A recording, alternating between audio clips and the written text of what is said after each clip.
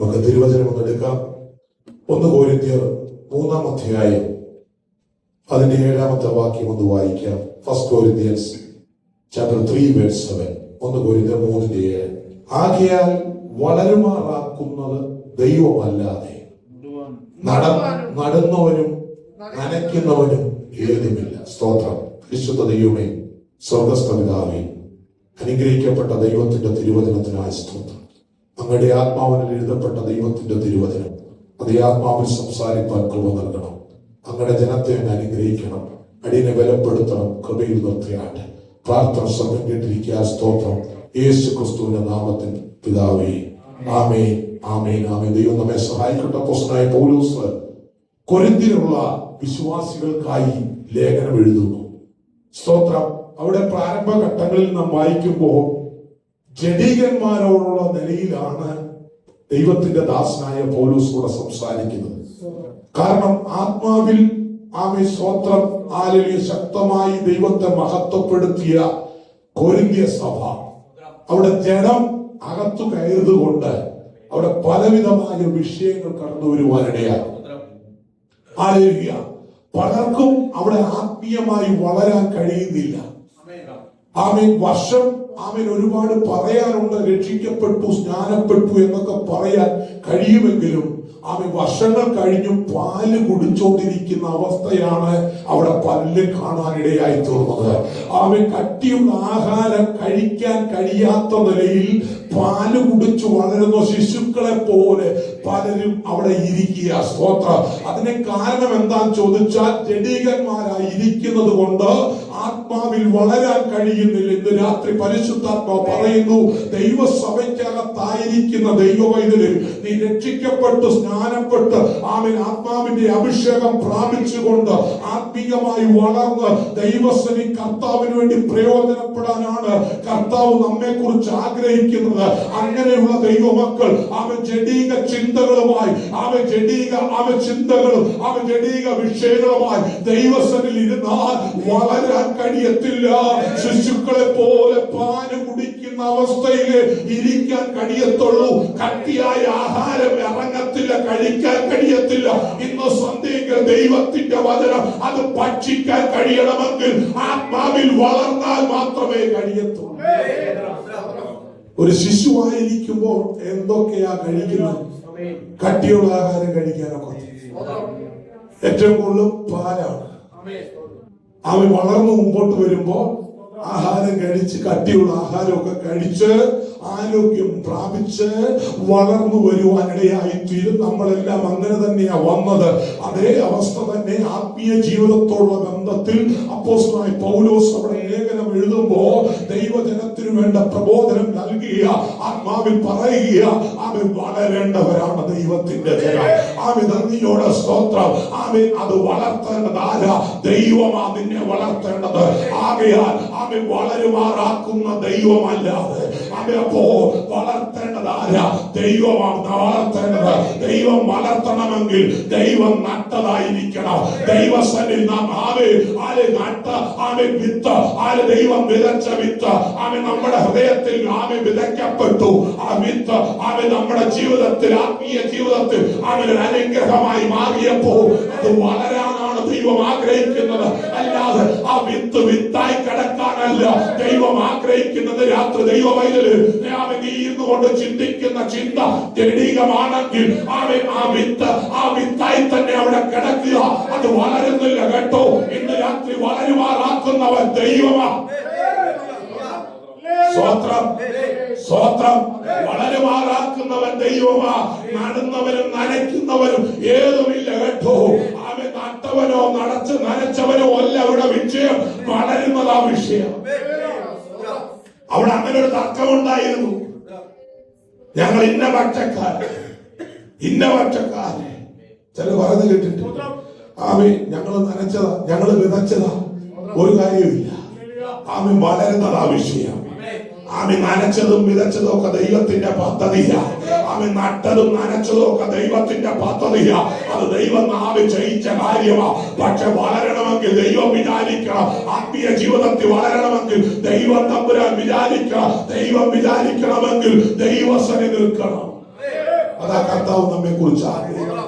അതുകൊണ്ടാണ് യോഹന്നാന്റെ സുവിശേഷത്തിൽ 15-ാം അധ്യായം അതിന്റെ 5-ാം വാക്യത്തിൽ അവൻ വായിക്കുമ്പോൾ കർത്താവ് ഇപ്രകാരം പറയുന്നു. ജോൺ ചാപ്റ്റർ 15 വേഴ്സ് 5 ഒന്ന് വായിക്കാം. യോഹന്നാൻ 15:5. ഞാൻ മുന്തിരിവള്ളിയും നിങ്ങൾ കൊമ്പുകളുമാകും.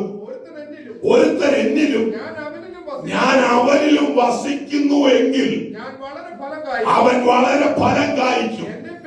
എന്നെ പിരിഞ്ഞു നിങ്ങൾക്കൊന്നും ചെയ്യുവാൻ കഴിയില്ല. കേട്ടോ, അവൻ ദൈവം നമ്മെ വളർത്തണമെങ്കിൽ ഇന്ന് രാത്രി ആരാധനയ്ക്ക് കടന്ന ദൈവ പൈതലും ഹൃദയം കൊണ്ട് നീ ആഗ്രഹിക്കുന്നുണ്ടോ?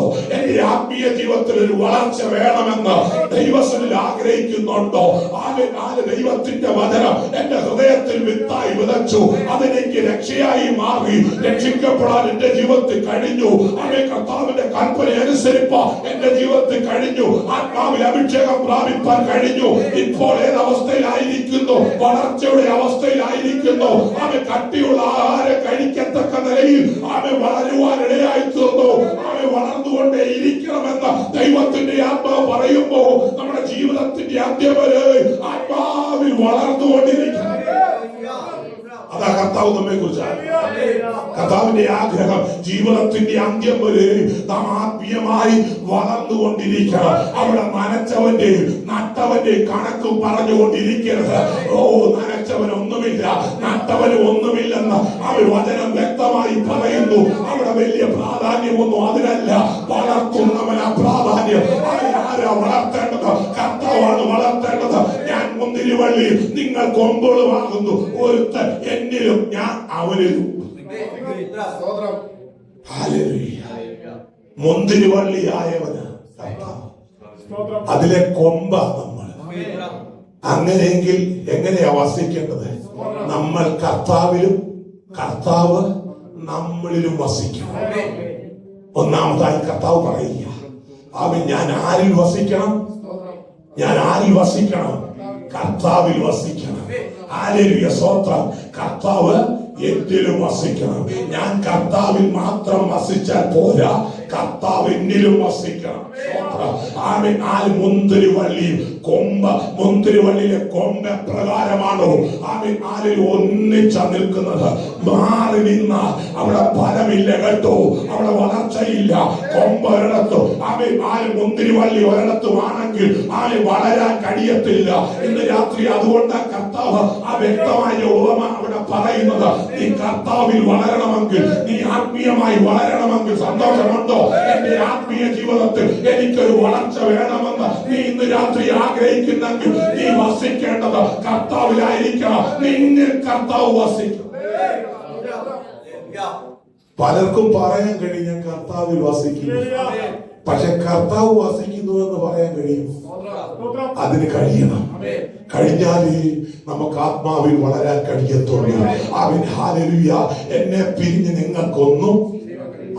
ആമേൻ. രണ്ടാമത് പറയുന്നു, എന്നെ പിരിഞ്ഞ് നിങ്ങൾക്കൊന്നും. കർത്താവിനെ പിരിഞ്ഞ് ഒരു കാര്യവും ചെയ്യരുത്. സ്തോത്രം. ആത്മാവിൽ വളരണമെങ്കിൽ സന്തോഷത്തോടെ ഇന്ന് രാത്രി ഹല്ലേലൂയ കർത്താവിനെ പിരിഞ്ഞ് ഒരു കാര്യവും ചെയ്യരുത്. ഇന്ന് രാത്രി കർത്താവിൽ വസിക്കുന്നവൻ, അവൻ ഞാൻ കർത്താവിലും കർത്താവിനും എന്നിൽ വസിക്കുന്നവൻ എന്തു ചെയ്യും? ഉപവസിക്കും. ദൈവസഭയോട് ചേർന്ന് ഉപവസിക്കും. ആത്മാവിൽ പ്രാർത്ഥിക്കാൻ കഴിയും. ആത്മാവിൽ പ്രാർത്ഥിക്കുകയും ഉപവസിക്കുകയും ആരാധിക്കുകയും ചെയ്യുന്നവർ എവിടെ വസിക്കുക? കർത്താവിൽ വസിക്കുക. അവനിൽ കർത്താവ് വസിക്കും. അവന്റെ പ്രാർത്ഥനയും അവന്റെ കൂട്ടായ്മയും അവന്റെ ആരാധനയും അവൻ ആത്മീയമായി വളരുവാൻ ഇടയായി തീരും. അവൻ സ്വന്തം അവൻ ദൈവത്തെ പിരിഞ്ഞ് ഒരു കാര്യവും ചെയ്യും. ഇന്ന് സന്ദേഹം പലരും അവൻ ദൈവത്തെ പിരിഞ്ഞുള്ള കാര്യമല്ലേ പലപ്പോഴും നടക്കുന്നത്. ഇന്ന് രാത്രി ചോദിക്കട്ടെ, ഇന്ന് ആത്മീയ ജീവിതത്തോടുള്ള ബന്ധത്തിൽ അവൻ ദൈവത്തെ പിരിഞ്ഞ് എന്തെങ്കിലും കാര്യം ചിന്തിക്കുന്നുണ്ടോ? എന്തെങ്കിലും ആലോചിക്കുന്നുണ്ടോ? അവൻ ചെയ്യരുത്. അവിടെ നിന്റെ ആത്മീയ വളർച്ചയ്ക്ക് അത് തടസ്സമായി മാറും. സ്വതന്ത്രം സ്വതന്ത്രം. ആമേൻ. വളർത്തുമാറാക്കുന്നവൻ ദൈവമാ. ഇന്ന് രാത്രി വളർത്തുമാറാക്കുന്നവൻ ദൈവമാ. രക്തത്താലും വചനത്താലും ജയമെടുക്കുന്നു. എന്നെ വളർത്തേണ്ടത് എന്റെ ദൈവമാ. ആമേൻ. നട്ടവരും നനച്ചവരും ഏതുമില്ല. ഹല്ലേലൂയ. എന്നെ വളർത്തുന്ന ദൈവമാ. ആ കർത്താവിലാണ് എനിക്ക് വസിക്കേണ്ടത്. ആ കർത്താവ് എന്നിൽ വസിക്കണം. അങ്ങനെയെങ്കിൽ ഞാൻ ഫലം കായ്ക്കുവാൻ ഇടയാകും. ഫലം കായ്ക്കുന്നതാഹാ ഞാൻ ആ ദൈവത്തെ പിരിഞ്ഞ് ഒരു കാര്യവും ചെയ്യും. രക്ഷിക്കപ്പെട്ട സ്നാനപ്പെട്ട സമയത്ത് ഭയങ്കര പനങ്കായ്പായിരുന്നു.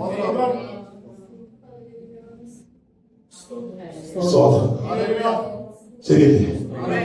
എന്തോ ഉത്സാഹമായിരുന്നു. രക്ഷിക്കപ്പെട്ട സമയം, സ്നാനപ്പെട്ട സമയം, കൂട്ടായ്മയ്ക്ക് പോകാൻ വണ്ടിയില്ലേലും നടന്നു പോയി. എന്റെ അനുഭവം. സ്വതന്ത്രം. വണ്ടിയില്ലേലും ഞാൻ നടന്നു പോകും. സ്വതന്ത്രം. അവനെ ദൂരെ കൊണ്ടിട്ടാൽ കയ്യിലിരിക്കുന്ന കാശ് മുടക്കി ടാക്സി പിടിച്ചു പോകും. അത്ര ഉത്സാഹമായിരുന്നു. അവിടെ വളർച്ച ഫലം കായ്ച്ചുകൊണ്ടേയിരുന്നു. ദൈവമക്കള് അവൻ നന്ദിയോടെ സ്തോത്രം. ഫലം കായ്ച്ചുകൊണ്ടിരിക്കുന്ന ദൈവ പൈതൽ ആത്മീയമായി വളരുന്തോറും, ആത്മീയ നന്മ പ്രാപിക്കുമ്പോ അവൻ കർത്താവ് നമ്മെ മാനിക്കും. കർത്താവ് നമ്മെ മാനിക്കുമ്പോ ദൈവത്തെ പിരിഞ്ഞൊരു കാര്യം ചെയ്യാനിട വരരുത്. ദൈവത്തെ പിരിഞ്ഞ് ചെയ്യത്തക്ക നിലയിൽ ലോകത്തിൽ പല കാര്യങ്ങളും നമ്മുടെ ജീവിതത്തിൽ കടന്നു വരും. അവിടെ ആ വിഷയം കേട്ടോ, അവൻ ഫലം കായ്ക്കാൻ കഴിഞ്ഞെന്ന് എല്ലാവർക്കും പറയാൻ കഴിയും. പക്ഷേ ദൈവത്തെ പിരിഞ്ഞൊരു കാര്യം ചെയ്യരുത്. ഇന്ന് രാത്രി പരിശുദ്ധാത്മാവ് ദൈവസഭയോട്, ദൈവജനത്തോട് വ്യക്തമായി പറയുന്നത്, ഈ കാലഘട്ടങ്ങളിൽ ദൈവത്തെ പിരിഞ്ഞ് ഒരു കാര്യം ചെയ്യരുത്. ദൈവത്തെ പിരിഞ്ഞിരിക്കാൻ ശത്രു നോക്കുന്നത് എങ്ങനെയെങ്കിലും ദൈവസന്നിധിയെ പിരിച്ചു മാറ്റണം. സ്വതന്ത്രം. സന്തോഷമുണ്ടോ? അത് ശത്രുവിന്റെ പദ്ധതി. അവിടെ നീ വളരത്തില്ലെന്ന് പിശാചിന് അറിയാം. അവൻ പക്ഷെ ദൈവത്തിന് നിന്നെ വളർത്തണം. ഇന്ന് രാത്രി സഹോദര, നിന്നെ ദൈവം വളർത്താൻ ആഗ്രഹിക്കുന്നത്, പ്രിയ പൈതലെ, ദൈവം നിന്നെ വളർത്താൻ ആഗ്രഹിക്കുന്നത്, ദൈവമാ വളരുമാറാക്കുന്നത്. ദൈവം നിന്നെ വളർത്തണമെങ്കിൽ ദൈവത്തെ പിരിഞ്ഞ് ഒരു കാര്യം ചെയ്യാതെ, ഏത് വിഷയവും ഏത് പ്രശ്നവും നീ ദൈവത്തോട് പറ. നാളെ ദൈവത്തെ പിരിഞ്ഞ് നിൽക്കാതെ. സ്വതന്ത്രം. സ്വതന്ത്രം. സന്തോഷമുണ്ടോ? ഈ വെള്ളിയാഴ്ച കഴിഞ്ഞാൽ പിന്നെ അടുത്ത വെള്ളിയാഴ്ചയുള്ളൂ. പിരിഞ്ഞിരിക്കുന്നവരുടെ ലക്ഷണമാണോ? സ്വതന്ത്രം. സന്തോഷമുണ്ടോ? ദൈവവചനമാണ് ഞാൻ സംസാരിച്ചത്. അതെ, ആരാധന കഴിഞ്ഞു പോകുമ്പോഴും ദൈവത്തോടൊപ്പമായി, ഭവനത്തിൽ ചെല്ലുമ്പോഴും ദൈവത്തോടൊപ്പമായിരിക്കണം. നമ്മുടെ വാക്കുകളും പ്രവർത്തികളും ചിന്തകളും നോട്ടങ്ങളും പ്രാർത്ഥനകളും എല്ലാം ദൈവത്തോടൊപ്പമായിരിക്കണം. ജോലി സ്ഥലത്ത് പോകുമ്പോഴും ദൈവത്തോടൊപ്പമായിരിക്കണം. ജോലി കഴിഞ്ഞ് വരുമ്പോഴും ദൈവത്തോടൊപ്പമായിരിക്കണം. സഭയോടുള്ള ബന്ധത്തിലായിരിക്കണം. ദൈവത്തെ പിരിഞ്ഞൊരു കാര്യവും ചെയ്യരുത്. എന്നെ പിരിഞ്ഞ് നിങ്ങൾക്കൊന്നും, ദൈവത്തെ പിരിഞ്ഞ് എന്തെങ്കിലും ചെയ്യാൻ പറ്റുമോ? നാം എവിടെയാണ്, എങ്ങനെയാണെന്നുള്ള കർത്താവിനറിയാം. അല്ലേ? എവിടെല്ലാം ആയിരിക്കുന്നു, എങ്ങനെയാണ്, എന്തെല്ലാമാണ് പാസ്റ്റർക്ക് അറിയത്തില്ല, വിശ്വാസിക്ക് അറിയത്തില്ല. പക്ഷെ കർത്താവിനറിയാം. ആ കർത്താവിന്റെ പാദപീഠത്തിലാണ് ഞാൻ ഇരിക്കുന്നത്. ആ തിരുമേശയുടെ മുമ്പാകെ ഞാൻ ഇരിക്കുന്നത്. അവന്റെ മുമ്പിൽ മറവായിരിക്കുന്ന ഒന്നുമില്ല. അവന്റെ മുമ്പിൽ മറവായിരിക്കുന്ന ഒന്നുമില്ല. സകലവും നഗ്നവും മലർന്നുമായി കിടക്കുന്ന ദൈവത്തിന്റെ പാദപീഠത്തിലാണ് നമ്മൾ ഇരിക്കുന്നത്. ആ ദൈവത്തിന്റെ സന്നിധിയിൽ ഇരിക്കുമ്പോ, ദൈവമേ, അങ്ങേ പിരിഞ്ഞ് എനിക്ക് ഒരു കാര്യവും ചെയ്യാൻ കഴിയത്തില്ല. അങ്ങേ പിരിഞ്ഞ് എനിക്കൊന്നും ചെയ്യാൻ കഴിയത്തില്ല. കാരണം അവൻ ഞാൻ വസിക്കുന്നത് എന്റെ കർത്താവില്ല. ആ കർത്താവിൽ ഞാൻ വസിക്കുക.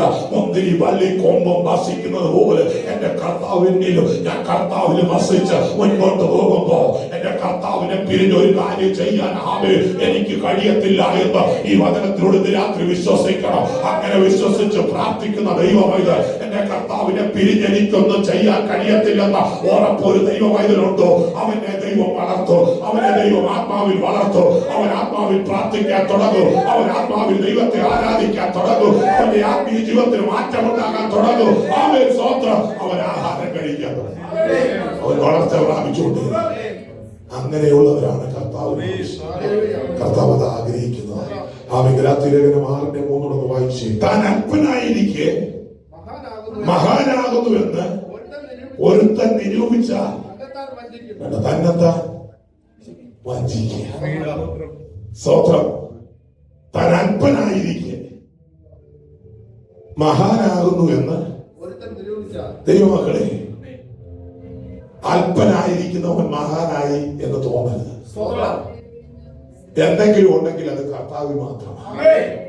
എന്തെങ്കിലും പ്രശംസിക്കാനുണ്ടെങ്കിൽ അത് കർത്താവിൽ മാത്രമാണ്. ആമേൻ, ദൈവത്തെ പിരിഞ്ഞ ഒരു കാര്യം എന്റെ ജീവിതത്തിൽ നടക്കത്തില്ലെന്ന് ഉറപ്പ് നമുക്കുണ്ടെങ്കിൽ, ആമേൻ, ഹല്ലേലൂയ, നമ്മുടെ അല്പത്തരത്തിന്റെ നടുവിൽ, ആ ബലഹീനതയുടെ നടുവിൽ, ആമേൻ, കാലിൽ നമുക്ക് പ്രശംസിക്കാൻ ഒന്നേ ഉള്ളൂ. അത് കാൽവരി ക്രൂശ് അല്ലാതെ മറ്റൊന്നുമില്ല. അവിടെ നമുക്ക് എന്തുവാ കാണിക്കാൻ കഴിയുന്നത്? ഒന്നും കഴിയത്തില്ലെന്ന്. സ്തോത്രം. താൻ അല്പനായിരിക്കെ മഹാനാകുന്നു എന്ന് ഒരുത്തൻ വിചാരിച്ചു.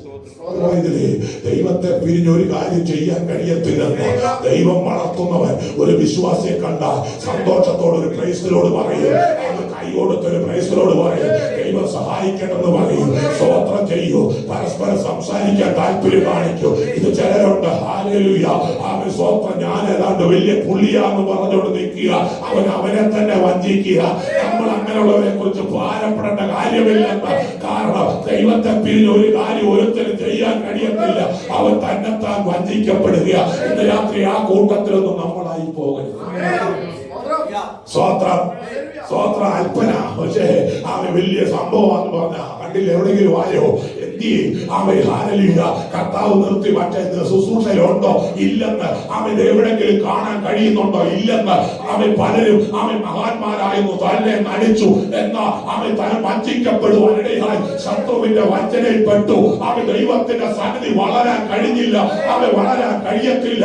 അങ്ങനെ വഞ്ചിക്കപ്പെടുന്നവർക്ക് ദൈവസന്നിധി വളരാൻ കഴിയത്തില്ല. ദൈവം വളർത്തണമെങ്കിൽ ദൈവസന്നിധി താഴണം. ഞാൻ ഒന്നുമില്ലെന്ന് സമ്മതിക്കണം. എനിക്ക് പ്രശംസിക്കാൻ എന്തെങ്കിലും ഉണ്ടെങ്കിൽ എന്റെ യേശു അല്ലാതെ മറ്റൊന്നുമല്ല എന്ന് ദൈവസന്നിധി വിശ്വസിച്ച എങ്കിലേ ദൈവസന്നിധി നിനക്ക് വളരാൻ കഴിയും. ഈ വചനങ്ങളെ ദൈവസന്നിധി താഴ്ത്തി ഏൽപ്പിച്ചുകൊണ്ട് ഈ വചനങ്ങൾ നമുക്ക് അനുഗ്രഹമായി വിടുതലായി തീരുവാൻ നമ്മെ തന്നെ സമർപ്പിച്ച് പ്രാർത്ഥനയോടെ ആയിരിക്കാം.